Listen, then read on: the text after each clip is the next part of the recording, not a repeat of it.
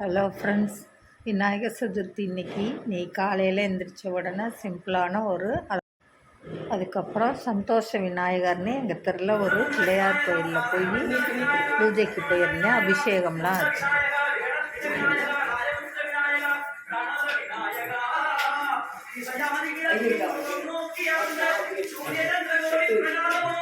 சாய்பாபா கோயிலும் இருக்குது, அங்கேயும் பூஜையாச்சு.